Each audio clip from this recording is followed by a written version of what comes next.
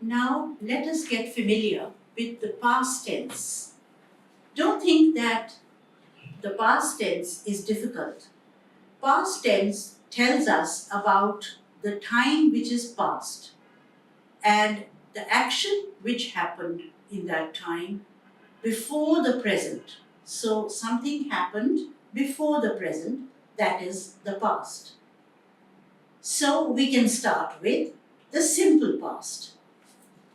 The past, this dot tells us about the time past and this about the present.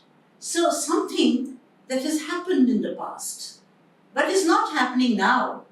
So when we say it rained yesterday, that means it rained yesterday, not today.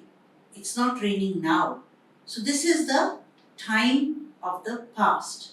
We usually use the past tense of the verb in this. So rain and rained is the past tense. When we add ed, then it is the past tense. So when we add that, it is clear that we are talking about the action or event in the past. Then we also have the past which is further back. That is something which may have happened 5 years ago, 10 years ago, and after that, many other things have happened. So the event which happened earlier, that will be past one. And those that happened afterwards would be past two. And then we will come to the present. So we can have these two types of past, earlier past and past two. For example, I had finished my work before the bell rang. There are two actions here, my work and the bell ringing. So I did my work. That action happened before and after that the bell rang. So this will be simple past, rang. The past tense of the verb ring is rang. But here we have past one, which is I had finished. So you have to use had over here. Had tells us about an action which has been done in the past. We also call it perfect. Past perfect. But don't worry about the terms. You should know how to use it in the right way.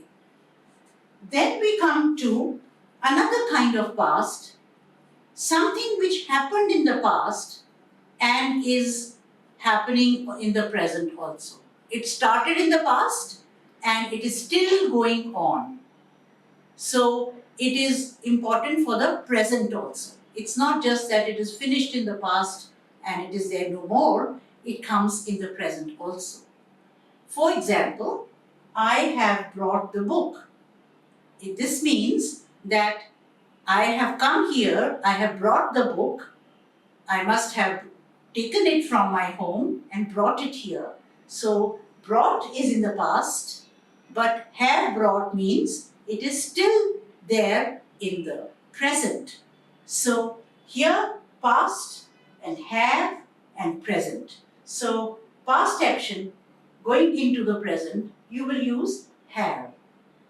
So please do remember the distinction between using no helping verb in the simple past, but you use the helping verb had for this past perfect, and you also use have for past perfect present. That is, it is in the present also over there.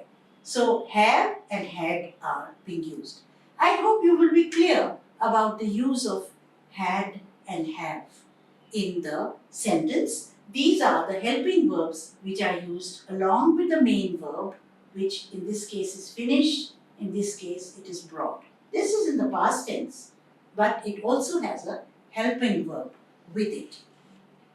Finally, we come to the past continuous. That is some action was going on in the past for some time and then it got over.